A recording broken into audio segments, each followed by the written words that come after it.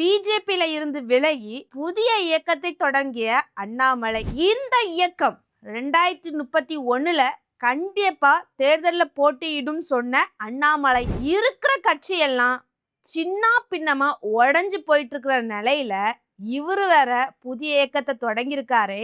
இவரால 2031ல ஜெயிச்சிட முடியுமா? இதெல்லாம் பத்தி தான் ஃபுல் டீட்டெயில்டா நம்ம இந்த வீடியோல பார்க்க போறோம். நான் ஜெசோனா. இந்த வீடியோக்குள்ள போறதுக்கு முன்னாடி இந்த வீடியோ பத்தின கருத்து ஏதாவது உங்களுக்கு இருந்துச்சுன்னா தாராளமா கமெண்ட்ல சொல்லுங்க. ஏன்னா உங்களுடைய கமெண்ட்டை பார்த்துட்டு தான் நாங்க நெக்ஸ்ட் வீடியோ இன்னும் பெஸ்டா எடுக்கிறதுக்கு ரொம்பவே யூஸ்ஃபுல்லா இருக்கும்.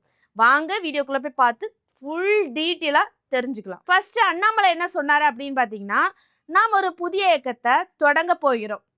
இந்த இயக்கம் நிச்சயமா அரசியல் கட்சியாக மாறும் என்பதில் எந்த சந்தேகமும் கிடையாது. 2031ல தேர்தலில் போட்டியிடுவோம் அப்படிங்கிற மாதிரி சொல்லியிருந்தாங்க.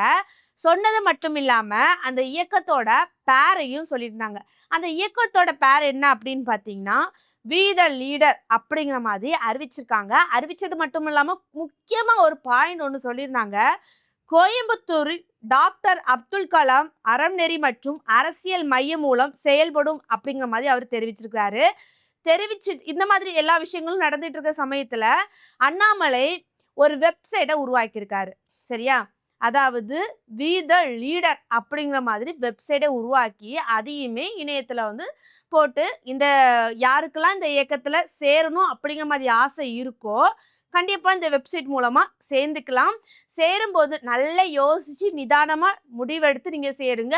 முக்கியமாக 18 வயசுக்கு மேலே உள்ளவங்க தான் இந்த இயக்கத்தில் சேரணும் அப்படிங்கிற மாதிரி குறிப்பிட்டு அண்ணாமலை சொல்லியிருந்தாங்க. இந்த அண்ணாமலை புதிய இயக்கத்தை தொடங்க போகிறோம் அப்படிங்கிற மாதிரி ரீசெண்டாக தான் முடிவெடுத்தாரா, இல்லைன்னா ரொம்ப நாளாக இந்த இயக்கத்தோட தொடங்கலாம் அப்படிங்கிற மாதிரி முடிவெடுத்தாரா அப்படிங்கிற மாதிரி நம்ம பார்க்கும்போது அண்ணாமலை இதுக்கு முன்னாடியே டிசைட் பண்ணிட்டாரு. எப்போ முடிவெடுத்தாரு அப்படின்னு பார்த்தீங்கன்னா, 2026 டிசம்பர் 4 இருக்குல்ல, அந்த டைம்லயே இப்படி இயக்கத்தை தொடங்க போறோம் அப்படிங்கிற மாதிரி அவங்களுடைய கட்சி பிஜேபியில தானே இருந்தாங்க. அவங்கள்ட்ட போய் சொல்றாங்க, நான் விலகிறேன், நான் இந்த மாதிரி புதிய இயக்கத்தை தொடங்க போறேன் அப்படிங்கிற மாதிரி சொல்லியிருக்காங்க.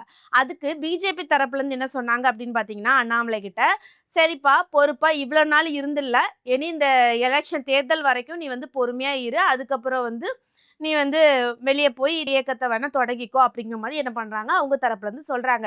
அதே மாதிரி அண்ணாமலை என்ன நினைச்சாரு அப்படின்னு பார்த்தீங்கன்னா, சரி இவ்வளோ நாள் இருந்துட்டோமே, இனிமே கொஞ்ச நாள் தானே தேர்தலுக்கு ஹெல்ப் பண்ணுவோமே அப்படிங்கிற மாதிரி ரொம்பவே ஹெல்ப் பண்ணாரு.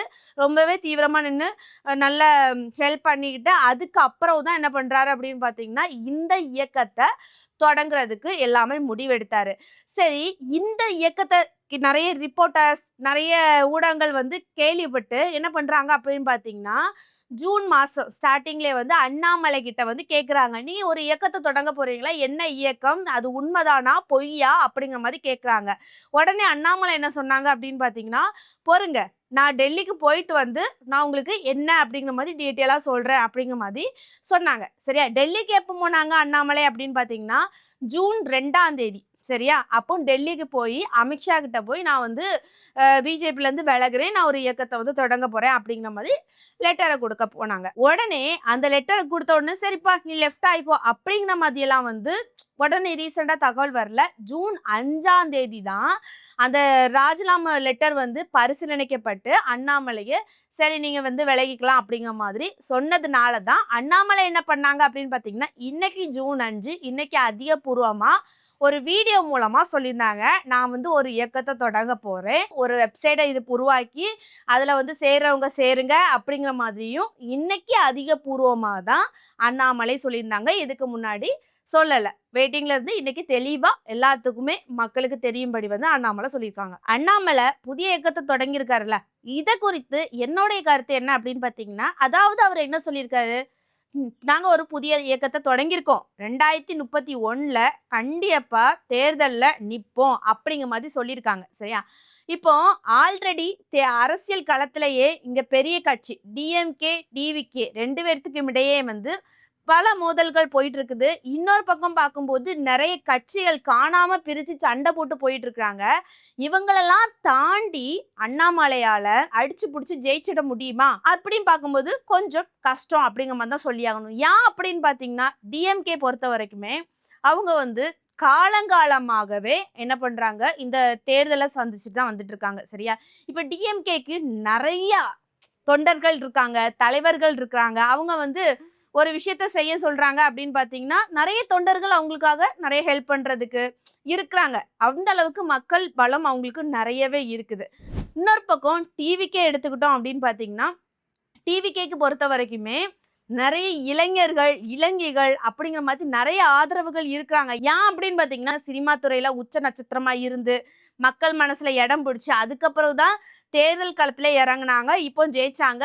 முக்கியமா அவங்க ஜெயிச்சது ரீசன் என்ன அப்படின்னு பார்க்கும்போது எல்லா குடும்பத்திலையுமே விஜய் ரசிகர்கள் வந்து ஒருத்தங்க கண்டிப்பா இருப்பாங்க. அவங்க வந்து அவங்க பேரண்ட்ஸ்ட்ட வந்து சொல்லலாம், இந்த மாதிரி விஜய் அவர்களுக்கு ஓட்டு போடுங்க. ஏன்னா இவ்வளோ நாள் ஒருத்தங்களுக்கு தானே ஓட்டு போடுறீங்க. ஒரு புதுசா ஒரு தலைவர் வந்தாங்க.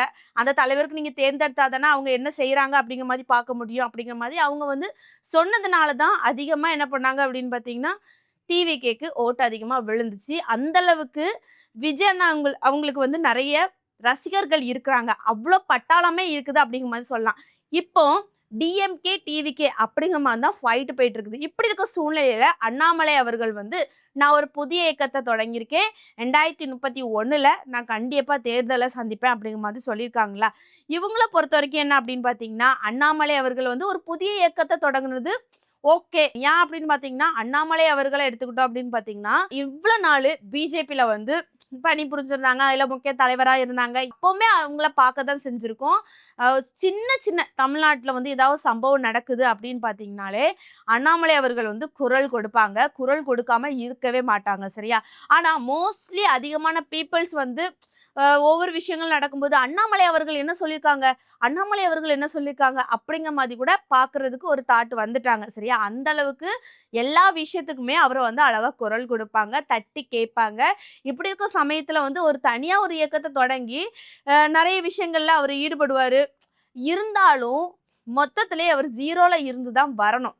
அப்படி இருக்க சமயத்துல வந்து ரொம்பவே கடினமா அவர் வந்து உழைக்கணும் அப்படிங்கிற மாதிரி சொல்லியாகணும்.